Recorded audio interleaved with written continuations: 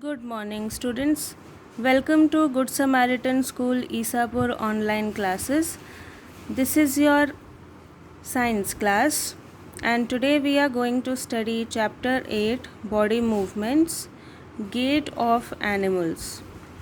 Gait means the manner of movement in animals or the speed with which they are moving.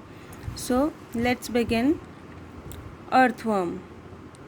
The body of an earthworm is made up of many rings joined end to end.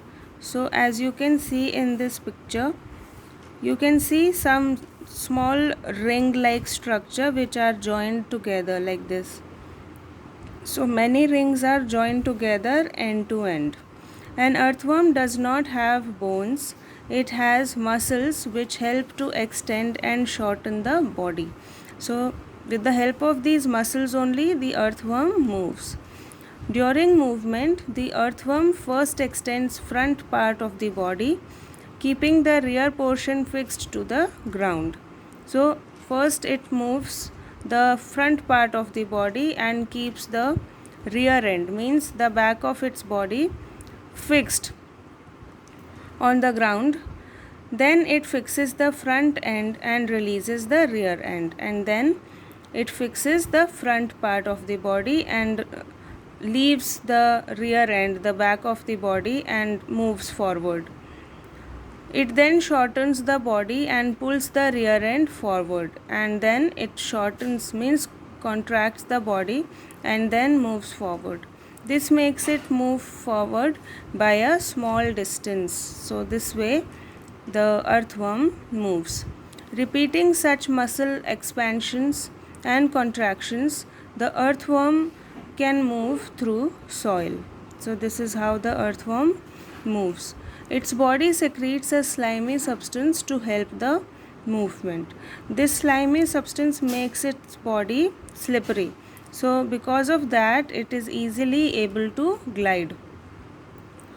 Under its body, it has many tiny bristles. Bristles are hair-like structures projecting out. So these bristles are also helping in the movement.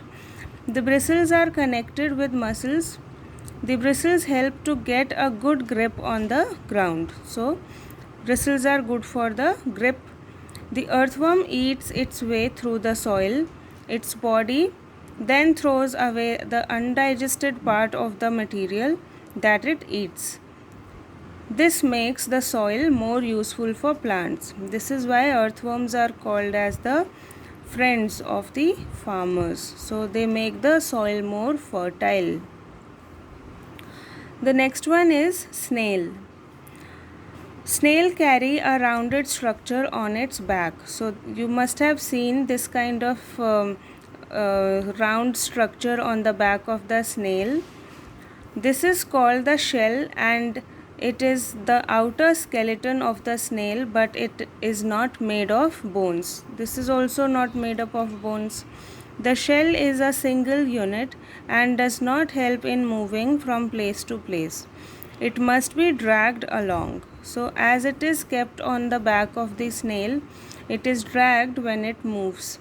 A thick structure and the head of the snail comes out of an opening in the shell. So here is the opening, and through this opening only body is coming out. The thick structure is its foot, made of strong muscles. So this particular area here, this is the strong muscular foot.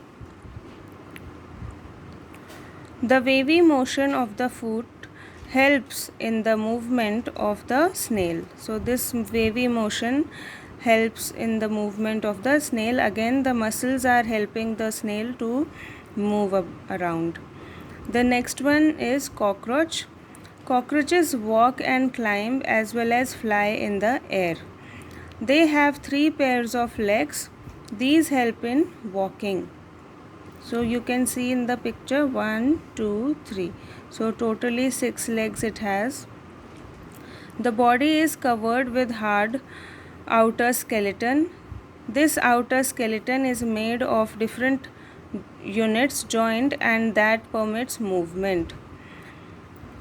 There are two pairs of wings attached to the breast. So in this particular area here, two pairs of wings are attached.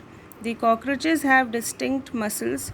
Those near the legs move the legs for walking. The breast muscles move the wings when the cockroach flies.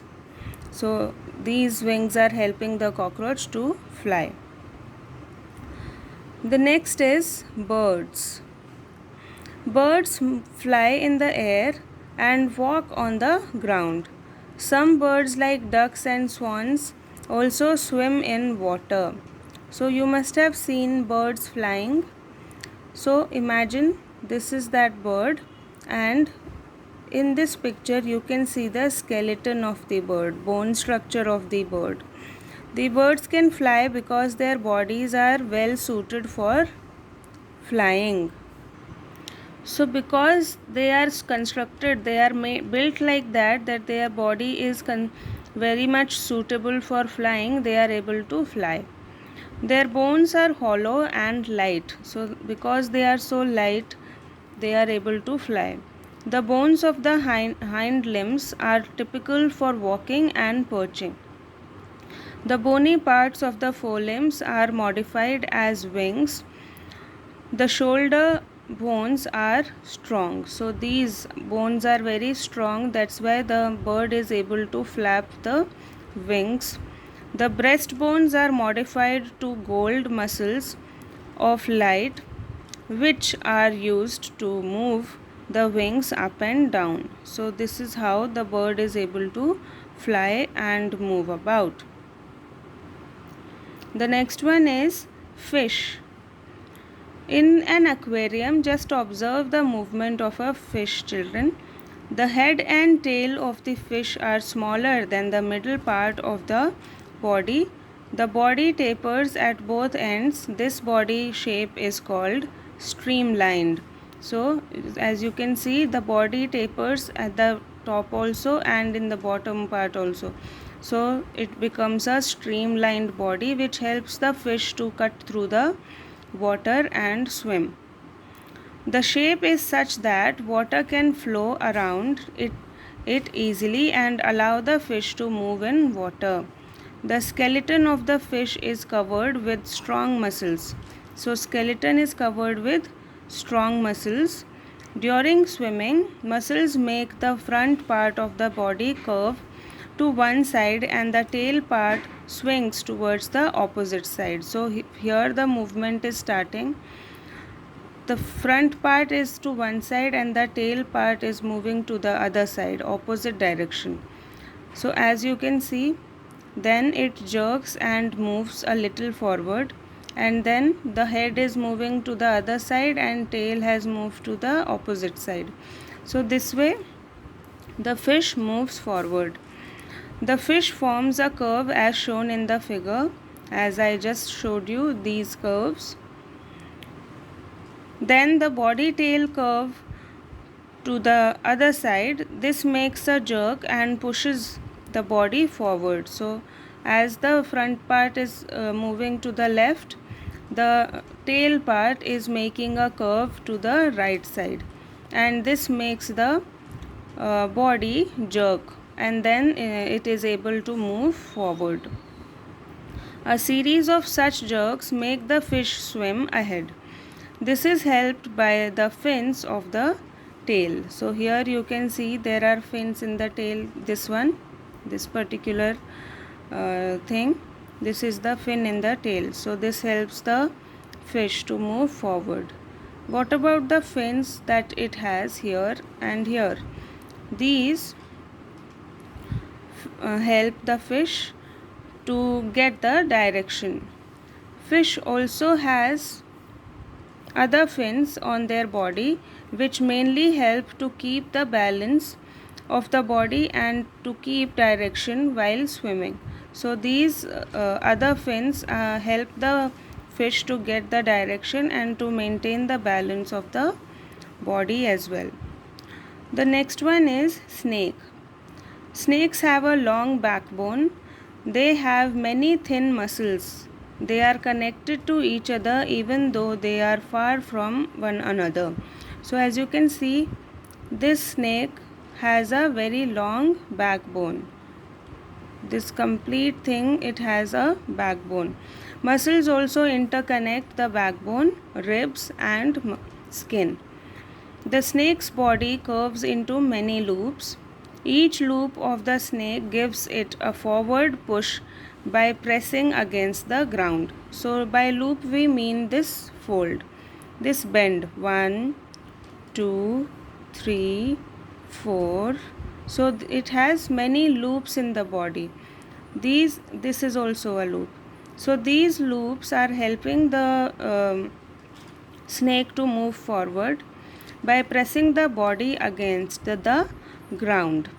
Since its long body makes many loops and each loop gives it this push, the snake moves forward very fast and not in a straight line. So this is how a snake moves. So children, now for your homework, I have made this tabular column for you. You have to match the following. So fish, earthworm, snail, cockroach, snake and birds. All these have a special character in their structure or the body. So that I have written in this side, and you have to match the correct one to these organisms. I hope you understood this. We will meet again in the next class.